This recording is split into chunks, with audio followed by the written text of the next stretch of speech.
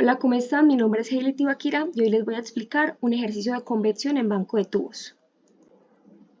El ejercicio es este. El aire de combustión de una planta de fabricación debe precalentarse antes de entrar en un horno mediante agua caliente a 90 grados, que fluye por los tubos de un banco de tubos situado en un conducto. El aire entra del conducto a 15 grados y una atmósfera, con una velocidad media de 4,5 metros sobre segundo, y fluye por los tubos en dirección normal.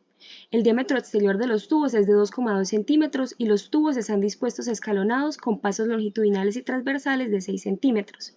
Hay 8 filas en la dirección del flujo con 8 tubos en cada fila. ¿Qué se nos pide? Determinar la tasa de transferencia de calor por unidad de longitud de los tubos y la caída de presión a través del banco de tubos. Además, nos dicen que evaluemos las propiedades del aire suponiendo una temperatura media de 20 grados y una atmósfera. Los datos iniciales que tenemos son ST y SL de 0.06 metros, NT y NL de 8, diámetro de 0.022 metros, temperatura de entrada de los gases de 15 grados y temperatura superficial de 90. Lo primero que debemos hacer es calcular las propiedades que necesitamos para este ejercicio. Entonces nos dicen que las calculemos a una temperatura media de 20 grados y una atmósfera. Entonces nos vamos a la tabla de propiedades del aire, a la presión de una atmósfera y las evaluamos a 20 grados, como observan acá. Obtenemos la densidad, la conductividad térmica, la viscosidad, el Prandtl y el calor específico. Lo siguiente que hacemos es hallar Reynolds. Sabemos que Reynolds se calcula como la densidad por la velocidad por una longitud característica que en este caso vendría siendo el diámetro sobre la viscosidad. Pero además que en banco de tubos la velocidad debe ser la máxima. Por lo tanto, debemos evaluar entre si tenemos una configuración escalonada o alineada, evaluar esta relación de aquí, si es mayor o menor, para saber cuál fórmula de velocidad máxima debemos utilizar. Como tenemos, como vemos acá, tenemos la fórmula de SD, que es igual a la raíz de SL al cuadrado más ST medios al cuadrado.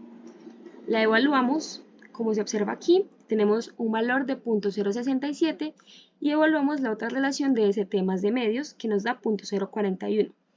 Por lo tanto, como tenemos que es mayor SD que esta relación, debemos utilizar esta fórmula de arriba de velocidad máxima, como la vemos aquí. Nos pide ST y ST sobre ST menos D por la velocidad que nos dieron en un inicio, que es de 4,5 metros sobre segundo, y obtenemos un valor de velocidad máxima de 7,1 metros sobre segundo.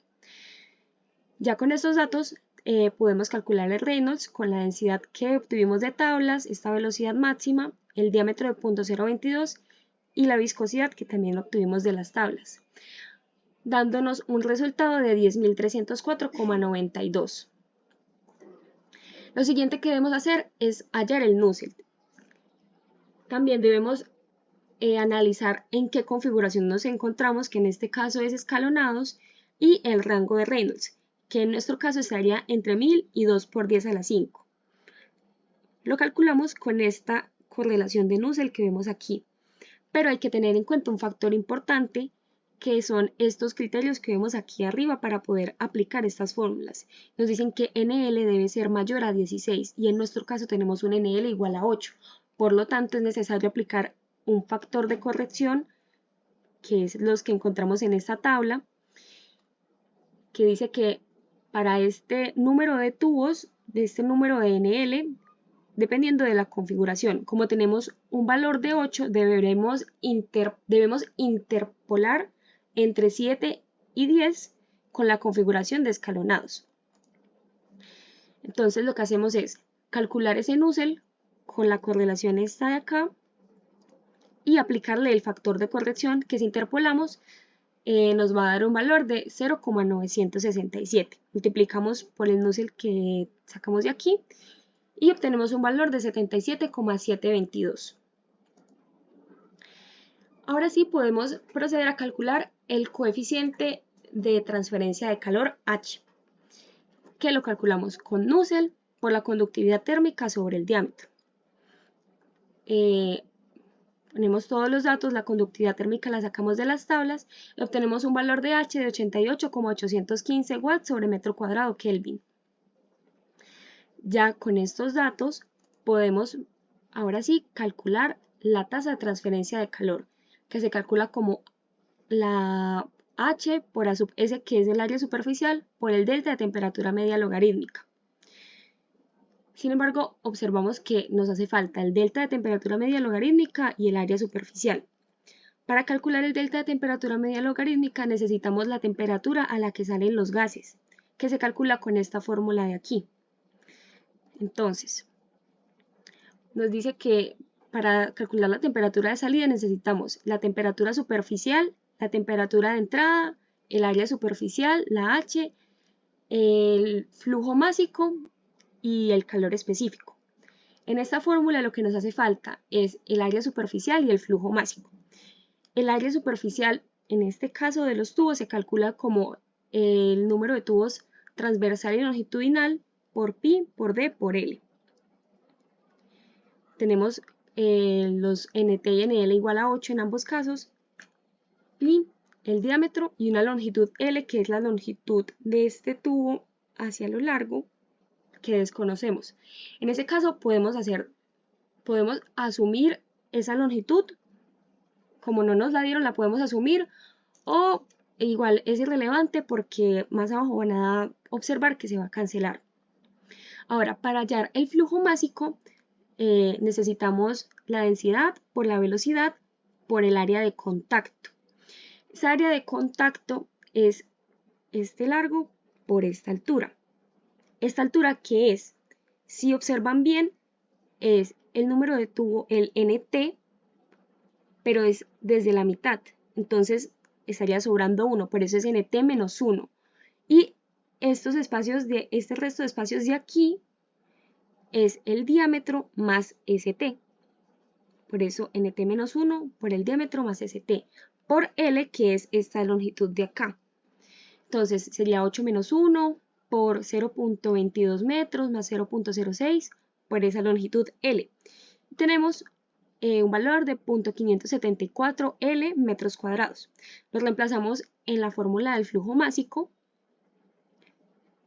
y tenemos un flujo másico de 3,11 L kilogramos sobre segundo. Ahora sí podemos proceder a calcular la temperatura de salida. Tenemos que la temperatura superficial es de 90, entonces sería 90 menos 15, que es la temperatura de entrada de los gases, por E a la área superficial que obtuvimos acá, que es de 4,42 L metros cuadrados, por la H que calculamos antes, por el flujo másico, por el C sub P que calculamos en las tablas. Como vemos, esas longitudes L se cancelan en esta fórmula, entonces no fue necesaria. Y tenemos una temperatura de salida de 23,836 grados centígrados. Ya con esa temperatura de salida podemos proceder a calcular el delta de temperatura media logarítmica, que se calcula con la temperatura de salida, la temperatura superficial y la temperatura de entrada. Reemplazamos esos tres valores que ya conocemos y obtenemos un valor de 70,48 grados Celsius.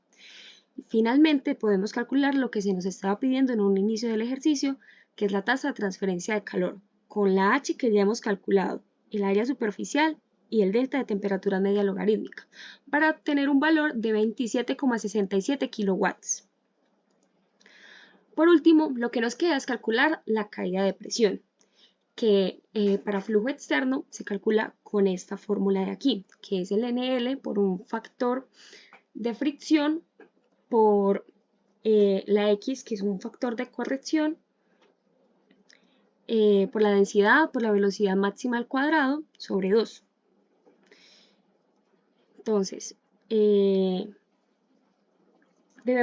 para poder hallar tanto el factor de fricción como el de corrección, debemos utilizar esta tablita de aquí. ¿Cómo funciona? Funciona con el Reynolds y estas líneas de aquí. Para hallar el factor de fricción debemos situarnos en el rango de Reynolds que tenemos y el PT, que es esta relación que vemos acá, que es ST sobre D, o sea 0.06 sobre 0.022. Nos da un valor de 2.73. Y aquí pues sí, es como un poquito complejo determinar con exactitud cuál es ese factor de fricción. Entonces nos dio un Reynolds de 10.000 más o menos, que es 10 a la 4.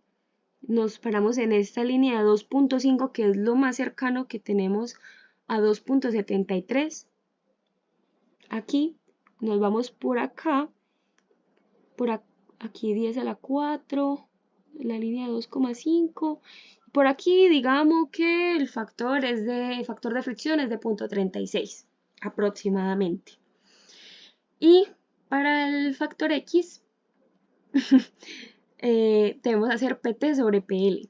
Como tenemos que ST y SL son iguales, tanto PT como PL son iguales, entonces esta relación PT sobre PL sería 1. Y si nos situamos también con las líneas representan el número de Reynolds, como es de 10 a la 4 y 1, entonces vemos que aquí también vendría siendo 1 ese factor. Y ya con esos dos factores podemos calcular la caída de presión con NL, que es 8, el factor de fricción que nos dio más o menos 0.36, la X que nos dio 1, la densidad que conocemos, la velocidad máxima que calculamos, y tenemos que la caída de presión es de 87,39 pascales. Y ya, ese sería todo el ejercicio. Muchísimas gracias.